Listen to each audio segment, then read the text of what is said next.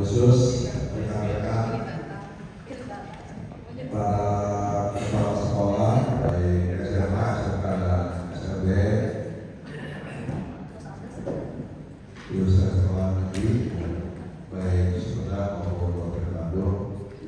Terima kasih sudah hadir di acara siang hari ini. Wabil khusus juga untuk saudara kita semua yang hari ini memasuki usia pensiun, Pak Budi dengan Pak Asep ya. Guru kepalanya 10 tahun masih muda, masih kayak bisa lompatan, malah bisa kali beli ya.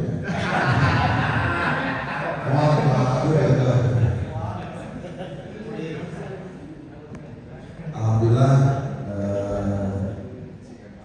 tidak terasa semua kita pada akhirnya akan memasuki usia pensiun, tinggal giliran saja.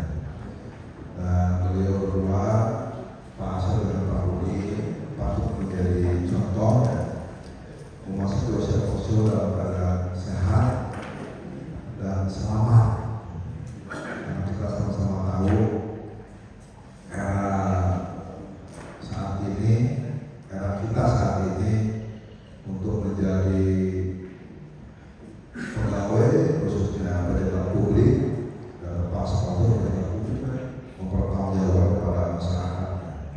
Ini cukup luar biasa dengan berbagai tantangannya. Kita harus bekerja optimal dan memperlihatkan keterbukaan baik informasi maupun kinerja kita. Insya Allah kita semua akan menjadi dan beliau yang mengakhiri tugas dengan kondisi husnul khotimah. Dan insya Allah kali dengan profesi lain, apakah menjadi pengusaha atau langsung hijau, itu lebih profesi. Mudah-mudahan kita semua akan mengikuti jalan-jalan beliau. Rekan-rekan, alhamdulillah kita sudah hari yang ketiga atau 4 ya, bulan puasa. 4 ada nomor 1. Insya Allah di bulan Ramadan ini kita semakin banyak belajar memaknakan diri dengan situasi perubahan kebijakan baru. Beberapa hal yang saya kira patut menjadi perhatian kita. Dan selama kita masih menjadi ASN, apalagi kepala sekolah, kita harus bisa mengupdate kebijakan yang ada di pemerintah, baik di Pemprov Jabar sebagai instansi terkait maupun pemerintah pusat, sehingga eksan kita dalam melaksanakan tugas terus disesuaikan dengan kondisi kebijakan yang terkini. Pak Gubernur kita sudah mulai aktif dalam bertugas karena sudah selesai mengikuti retreat atau pelatihan pulang membawa pelatihan dan sudah masuk di bulan beberapa kebijakan yang sudah mulai digulirkan dan insya Allah tidak lama lagi akan hadir di antara kita. Minggu ini di provinsi sudah mengkomunikasikan beberapa program yang salah satunya adalah kita mendorong adanya pendampingan BOS, BOPD maupun BPU. Ini yang menjawab situasi saat ini di mana sekolah-sekolah kita di Jawa Barat dihadapkan dengan berbagai aduan dan berbagai tamu yang sebagian besar mengkonfirmasi penggunaan BOS, bahkan mundur bisa untuk tahun 45 harus seperti. Tentunya ini harus ada solusi. Salah satunya kita akan perbaiki ini melalui pendampingan. Diharapkan setelah kita pensiun nanti beberapa tahun yang akan datang, kita tidak dipanggil kembali untuk mengkonfirmasi apa yang sudah kita kerjakan di beberapa tahun yang lalu. Karena pada saat kita sudah pindah 2-3 tahun kita sudah pensiun, belum tentu sekolah yang lama tempat kita singgah di bertugas dokumennya lengkap, apalagi untuk membantu menyelesaikan, mengkomunikasikan, sehingga kadang-kala permasalahan timbul karena pola-pola seperti tadi ya, komunikasi yang kurang, dokumen tidak ada, sehingga bisa menjadi fitnah. Betul, untuk ketenangan kita bekerja, untuk ketenangan masa depan kita pasca bertugas, maka kita menggagas seizin Pak Gubernur, kita mengadakan pendampingan oleh Kejaksaan Tinggi. Ini masih komunikasikan karena ada beberapa syarat dan ketentuan yang mengikat sebagai dampak dari pendampingan. Tentunya harus diimbangi dengan tata kelola dan model penggunaan anggaran sekolah harus betul-betul mengacu ke juknis yang mengikatnya. Mudah-mudahan ini upaya kita dalam rangka mendorong agar kita lebih tenang dalam bekerja. Dan hari ini pula kita sedang menyusun berbagai agenda yang lainnya, termasuk permintaan inisiatif dari Pak Gubernur. Kita akan mengadakan peringatan dengan orang tua dalam bentuk formal dan akan dinotariskan. Walaupun konsekuensinya anggarannya cukup besar, insya Allah itu tidak akan dibebankan ke sekolah. Sudah kita desain anggarannya ada di divisi provinsi, sehingga semua orang tua akan membuat surat pernyataan menitipkan ke sekolah, nitipkan budak ke sekolah untuk dididik. Selama proses pembinaannya masuk akal dan wajar, saya kira tidak pada tempatnya harus dilaporkan sebagai bentuk perundungan atau penganiayaan. Karena dalam beberapa kasus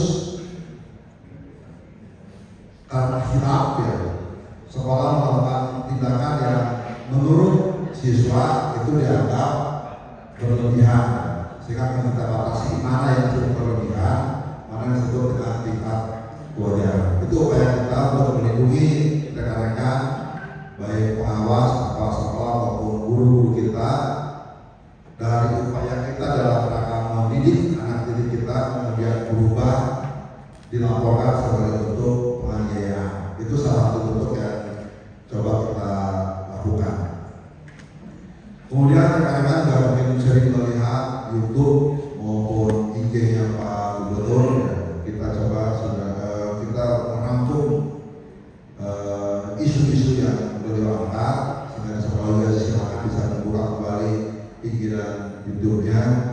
Beberapa hal yang coba kita integrasikan dalam kegiatan sekolah.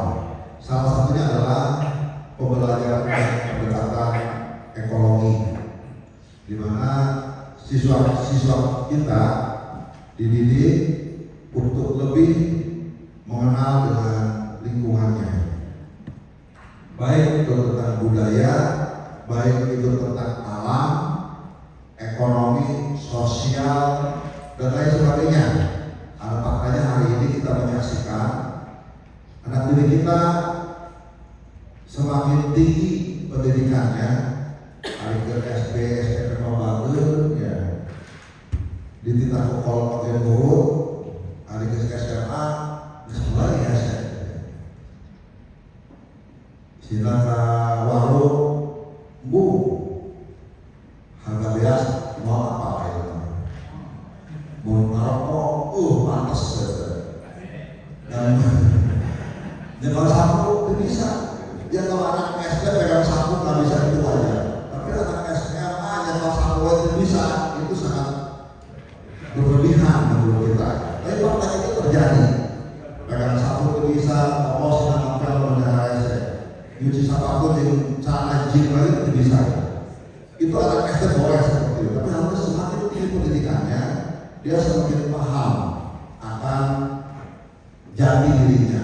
Toh pada akhirnya setelah mereka lulus sekolah, setinggi apapun sekolahnya, pada akhirnya akan kembali ke masyarakat. Dia harus mengenal siapa bapak ibunya, harus mengenal kehidupan keluarganya, harus mengenal lingkungannya dan mengenal masyarakatnya, sehingga tidak terjadi seperti saat ini. Mudah-mudahan dengan pola-pola pendekatan berbasis teknologi, tidak hanya teori, ya, mohon ini diimplementasikan di sekolah. Misalkan study tour, jauh-jauh, cukup ke kebun, tukang sekolah. Jadi study itu sama aja. Di rumah sekolah kayak perkampungan kumuh, terus itu study tournya, biar mereka paham konsekuensi kukumuhan itu apa, penyebabnya apa, sehingga kalau itu dilakukan anak-anak akan semakin matang. Belajar ekonomi tadinya keliling warung sekitar sekolah, ada berapa warung-warung, ya, itu sekali itu.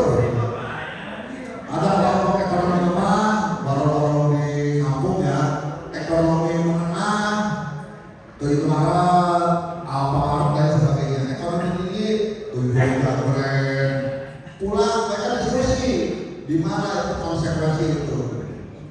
Itu strategi yang betul, sehingga pendekatan ekologi akan jauh lebih efektif. Mudah-mudahan minimal untuk naik ke warung mikir 2 kali. Ke warung murah maka dimodal 2 juta, 2 bulan saya jadi kalau memang modal dari habis dari data itu untuk lebaran kita lebaran karena terlalu tradisional. Tapi kita tahu sehingga bisa suatu saat ide gagasannya muncul. Kenapa orang-orang tradisional rugi wae? Apakah memang itu karena harga subsidi orang miskin buka warung membelinya kepala sekolah ada subsidi deh. Subsidi begitu begitu tangga. Apakah itu? Apakah memang pola usahanya yang keliru? Modal kembali jadi pakaian di dapur atau kemudahan kecepatan jajan. Sehingga pendekatan ekologi menjadi penting. Semua mata pelajaran, semua tugas, termasuk gelar-gelaran. Ini masih ada gelar hadiah. FP5 masih ada? Iya, boleh FP5. Sekarang malah P7 kan ditambah ya. Gak usah pakai tenda, gak usah pakai panggung. Cukup di aula desa, pinjam ke kepala desa, kan bisa. Apa yang ada itu yang dikeluarkan, sehingga mereka akan tahu, oh desa orangnya pasti bangsan dengan maju. Perpisahan uang yang kemarin terkumpul, kalau sewa fungsi itu tidak, kalau kemana-mana ke datang ke panti asuhan barang-barang yang udah duitnya. Daripada pakai pola ya, untuk sesuatu yang belum tentu bermanfaat secara langsung, lebih boleh itu datang siswa sebagai kelasnya keliling kampung-kampung, apakah sambungan dia piatu perlu apa, atau membeli barang misalkan tong sampah atau apapun ya untuk masyarakat sekitar. Itu saya kira secara medis kadang-kadang sudah paham, hanya tinggal implementasikan wae Korea atau sesuatu yang baru, adaptasi ya, adaptasi. Tapi kalau sampai 5 tahun adaptasi kan, kalau mendukung sudah ya swing masuk. Karena Pak Gubernur dengan Pak Sekda jam 1 ngomong, jam 2 ditanya tuh. Ada tes sekdis, abis bergaring. Pulang sare. Sampai hari Minggu kemarin kita rapat Zoom dengan Pak Sekda. Jam 1 rapat tentang namanya jam kerja ya.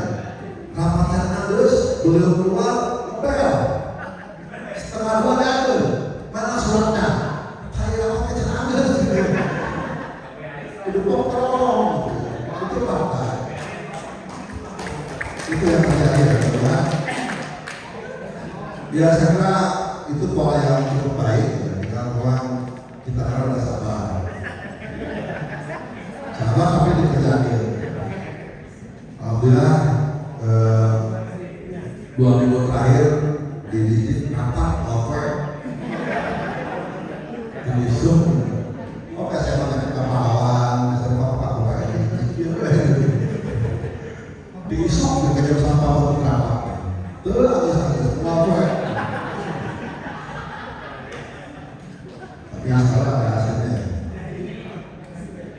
Ya itu sebagai bentuk konsekuensi dalam melaksanakan tugas dengan harapan semua bisa lebih efektif. Alhamdulillah beberapa agenda sudah kita selesaikan, mulai dari surat tentang perpisahan kosnya, kemudian tentang gratifikasi, kemudian satu lagi tentang pelepasan. Ada 3 surat dalam waktu 2 jam. Untuk dikasih satu orang.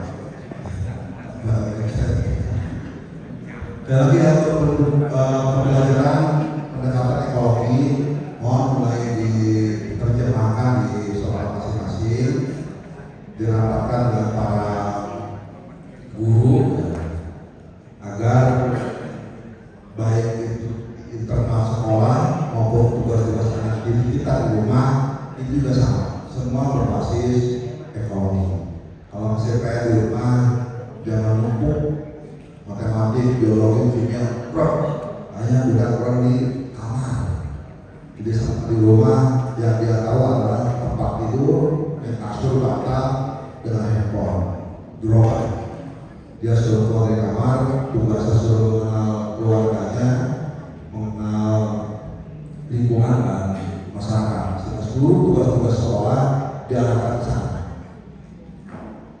Kemudian yang berikutnya adalah strategi pembelajaran. Ini sudah disampaikan oleh Pak Menteri Pendidikan Dasar dan Menengah dan jajaran sampai ke kita semua, agar pendekatan atau strategi guru dalam memberikan pembelajaran mulai disesuaikan.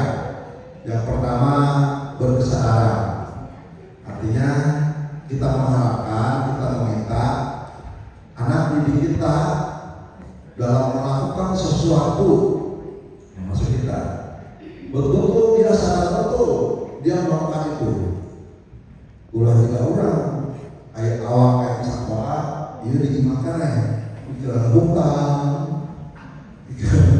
bahwa mau cari dibayar, itu belum berkesadaran. Gimana caranya kita datang ke sekolah, dia sadar dia harus sekolah. Untuk apa sekolah? Udah mau betul, sehingga jiwa raganya ada di sekolah. Itu yang kita harapkan. Kalau belum sadar, suruh balik, diulang kembali. Yakin betul dia harus ke sekolah. Kalau ke sekolah hanya numpang lewat, berarti belum sadar betul. Harusnya sekolah adalah satu tahapan untuk mencapai cita-cita yang dia inginkan untuk menggapai harapan dan anak-anaknya. Tahapannya adalah ke sekolah. Sehingga kalau itu dilakukan, maka anak didik kita akan betul-betul optimal hadir di sekolah. Abaikan yang jauh-jauh yang lainnya, mumpung mereka masih belum sekompleks kita. Ayo orang mau buat sadar-sadar,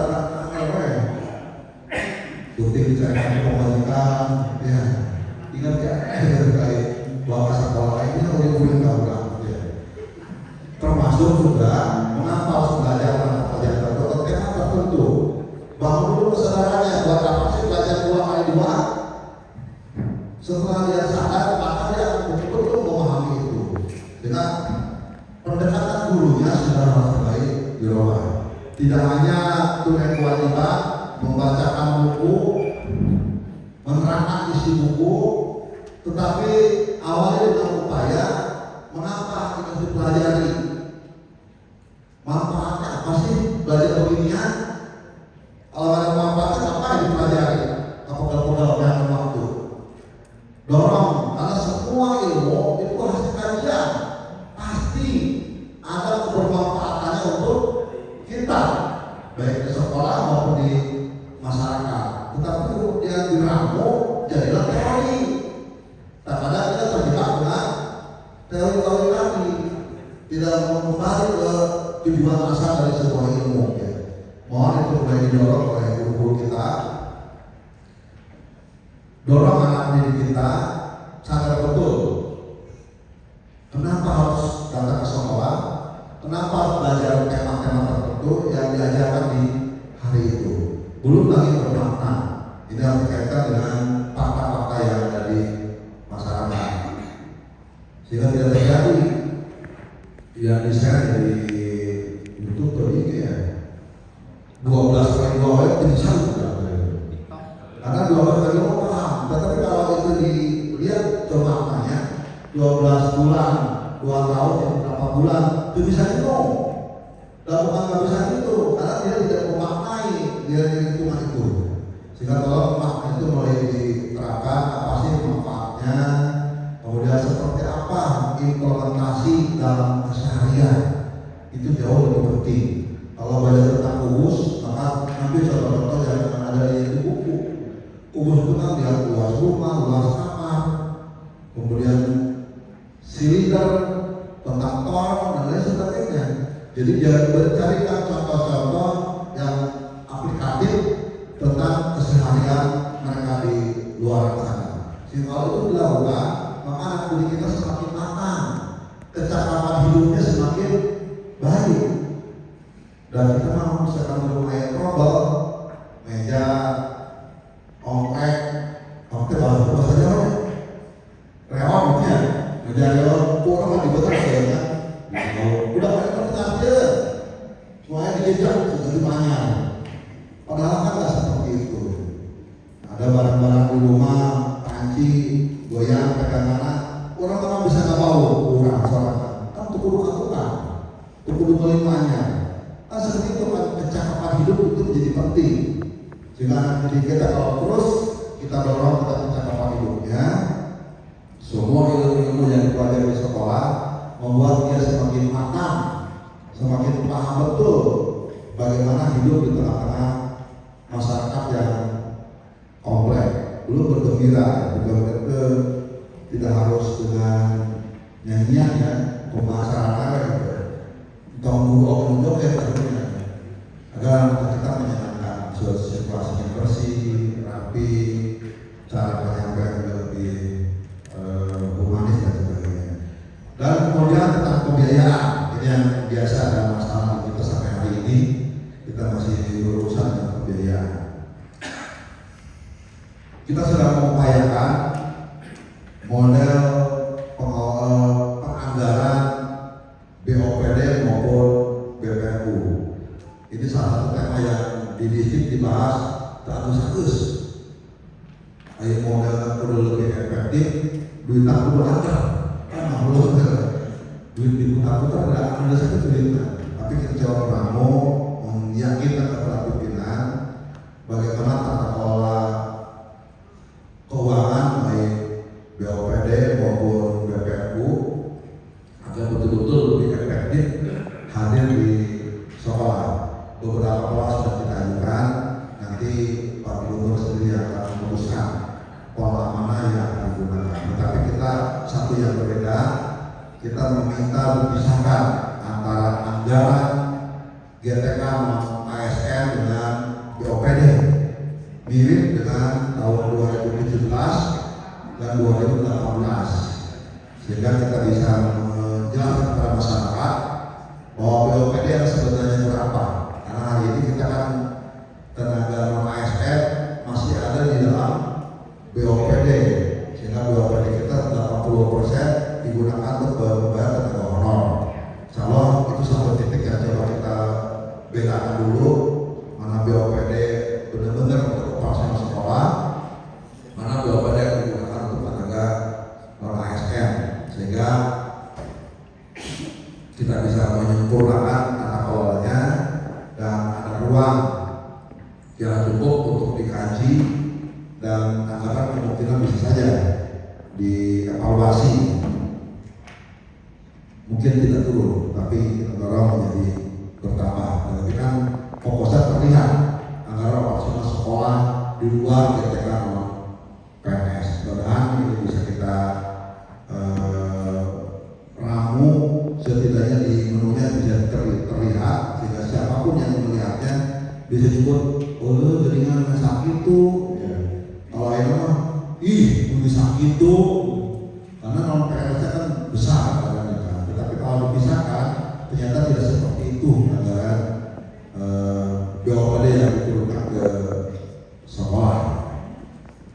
Kemudian yang pasti sumbangan tetap sampai hari ini agak sulit ya, karena pungutan diadakan karena masyarakat bahkan kita juga sama kesulitan membedakan mana sumbangan dan mana pungutan.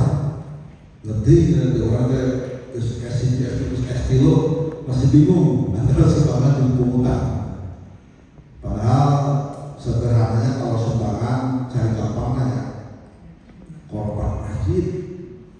Keayah korban masjid mudah terima.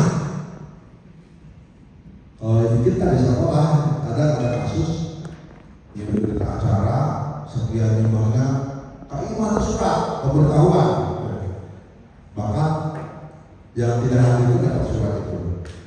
Sehingga sejauhnya ini diantisipasi, yang pasti sumbangan dalam pengkotaan itu pasti beda. Rekan-rekan juga sudah tahu, hanya mungkin implementasinya ya karena sok bingung sorangan. Jadi daripada pusing, ya Pak, duit bos, jawab pada, pakai maksimalkan, tolong penyakit.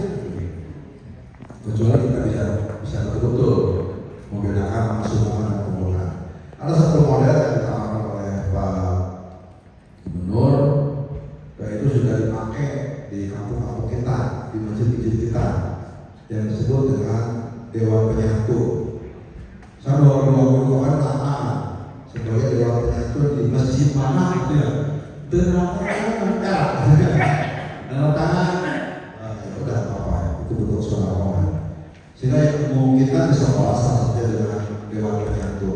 Rekan-rekan di sekolah bisa mendata alumni kita, yang alumni sekolah kita yang relatif mapan diundang tangan Dewan Penyatu, atau masyarakat di sekitar kita yang pasti adalah masyarakat ekonomi mampu bahkan berlebih, itu bisa dijadikan sebagai Dewan Penyatu. Akan berbeda dengan penggalangan sumbangan. Penggalangan sumbangan kita harusnya menyentuh masyarakat menengah ke atas, ada menyempet ya menjadi pembebanan.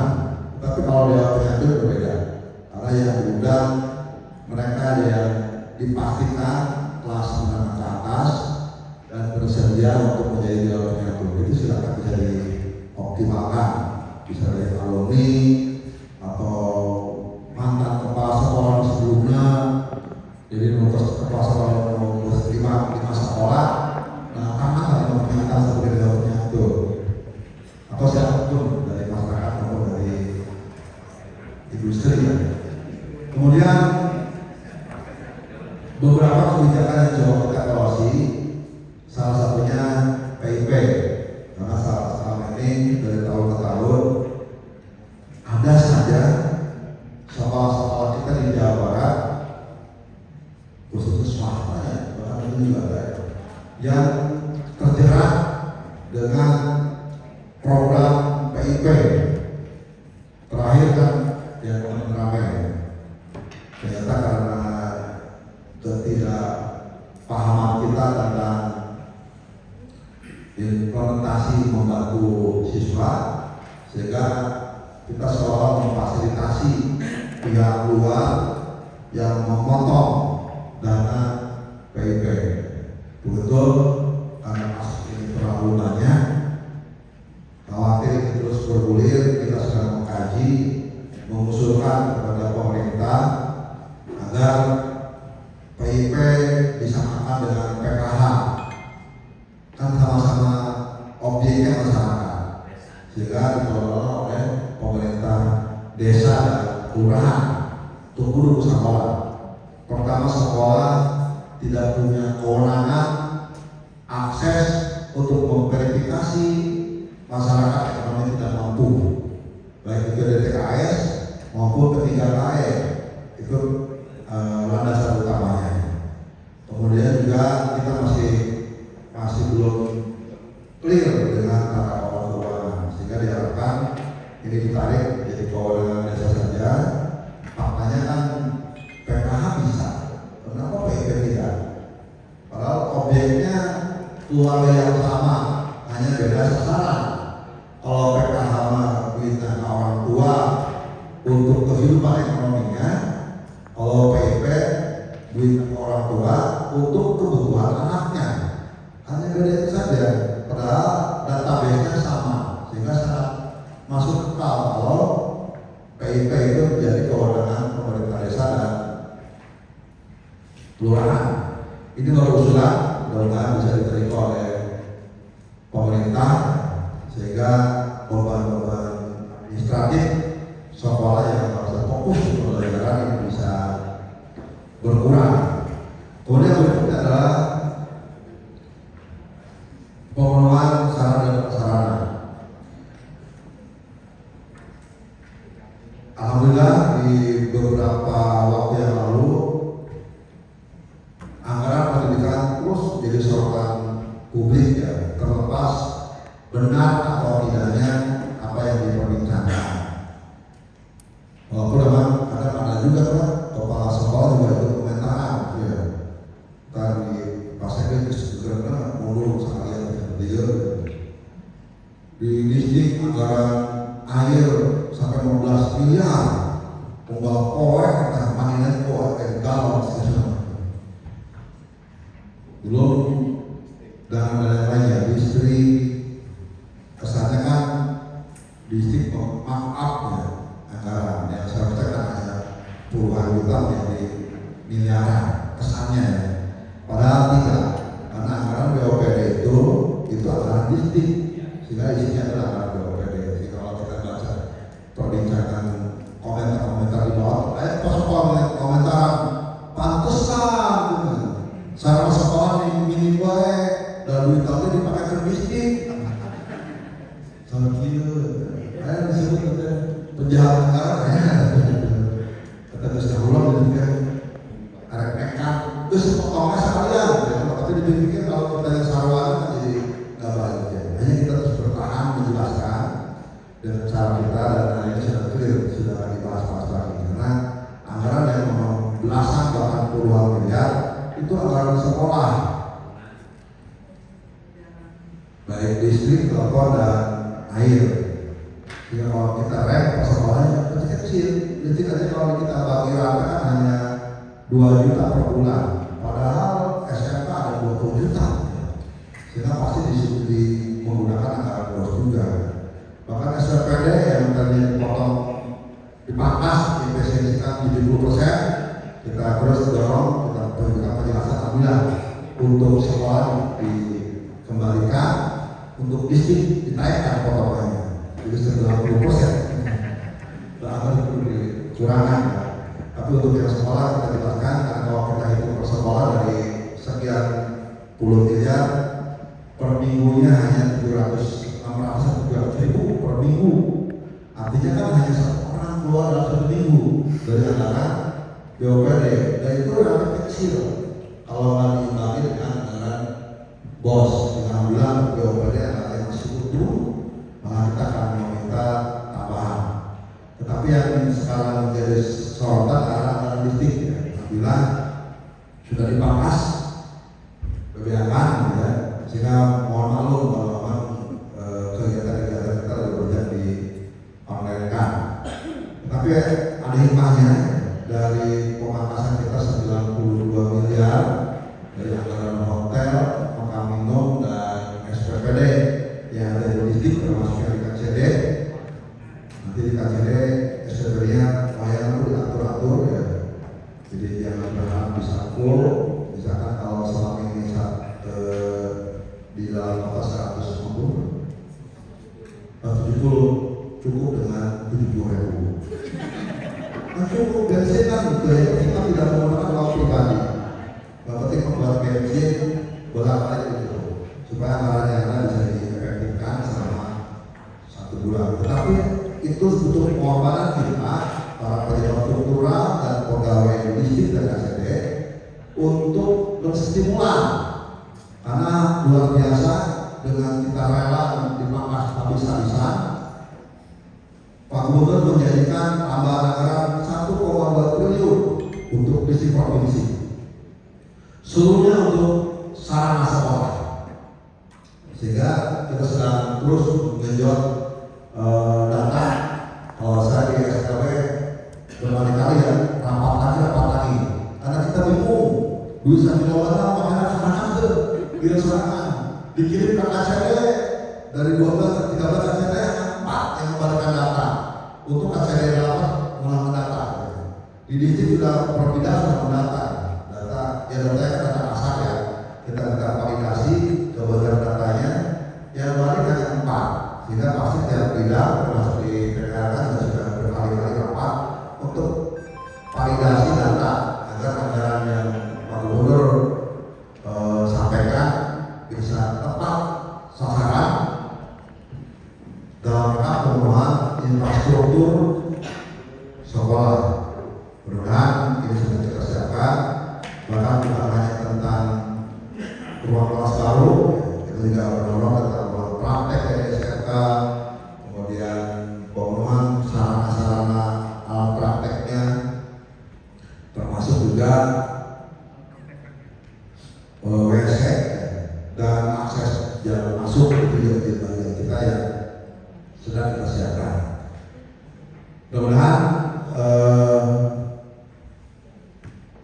Pak Gubernur yang cukup intens memperhatikan dunia pendidikan ini menjadi momen kita untuk merespon kembali dunia pendidikan ke jalan yang lurus, ke jalan yang benar. Yang selama ini lurus sekadar jalan leong, karena kalian pelopong pulang kemana-mana. Itu beberapa kebijakan, dan yang terakhir dari kebijakan kita dengan pendidikan karakter berbasis kearifan dan budaya lokal juga sudah kita desain modelnya, tetapi secara realnya saya kira rekan-rekan juga sudah cukup paham seperti apa sebagaimana yang telah tadi saya sampaikan. Karena tidak hanya ada pengelolaan sampah di fokus beliau, dan kita sudah mulai ya yang disebut dengan program BBRS, salah satu dari sekian banyak yang dipakai Gubernur. Dan terakhir dengan pesantren Ramadan, kita tidak terlalu mengatur di provinsi tapi mengarahkan ke sekolah. Ada beberapa fokus yang menjadi perhatian kita. Yang pertama, pesantren Ramadan kali ini kelas 10 dan 11 mereka nyaris dalam sebulan ada di rumah, karena kelas 12-nya sedang PSKJ, sedang ujian, karena ruang kelas pasti habis. Tapi kalau ruang kelas ada selalu ke sekolah, karena mereka ada di rumah, maka rekan-rekan di sekolah bikin pedoman tentang aktivitas di rumah, kegiatan dan amalia selama di rumah, dengan mengimplementasikan 7 pembiasaan anak Indonesia hebat, mulai dari bangun pagi, gomala sarana, udah bangun pagi baru terdetek ke sekolah. Apakah pakai kirim foto kuda, terus bau kasur, kirim foto ke wali kelas. Ayat cilurnya itu pernah halus, asli gitu. Dari foto kamari, ya. Kemudian bangun pagi, sahur, setelah sahur kemudian aktivitas pagi, apakah ngaji dulu, setelah ngaji olahraga pagi, apakah jalan, yang mau lari ya silakan lari, membuat tapi setidaknya kan jalan, sehingga rangkaian itu tidak memberikan ruang perilaku anak didik kita menjadi pemalas, karena selama ini diduga setelah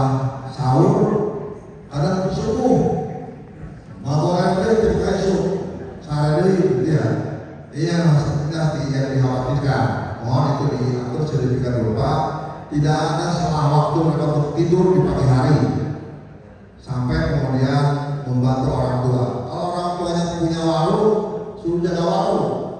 Orang tuanya punya pasar, ya pasar kan. Mau kios di pasar, jaga kios. Orang tuanya pegawai, jadi pegawai, tapi di rumah gantiin. Karena perlu beberes lima, sasaku, beberes kamar, itu juga bagian tugas keseharian. Kemudian sampai siang hari baru antara lohor sampai asar itu literasi. Mulai internet ya tadi ada pakai Zoom atau apa terserah ya, aplikasi juga boleh. Tetapi literasinya bukan tentang akademik. Bagaimana cara wudhu ya begitu aja. Cara wudhu, cara sholat, cara salaman, cara masuk rumah, cara AWC, cara mandi, yang begitu aja. Tentang bagaimana dia bisa hidup di tengah-tengah masyarakat. Jadi jangan sekarang yang mandi itu bukan masyarakat aja Pak. Udah kesehatan apa? Bisa jadi lebih bagus udah sekarang ya itu. Tomat diri lagi. Pakai baju baru nanti cuma tahu kalau udah perlu bapak yang kasih. KWC lain, toilet masih ada motor. Dan kalau sekali itu buru kayak kamar, pakai kanape.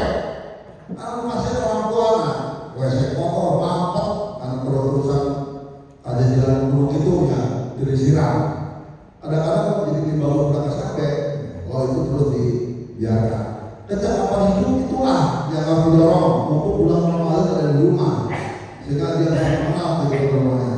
Jangan terjadi tadi bapak tukang beca, anaknya minta iPhone, sakit tengah kan.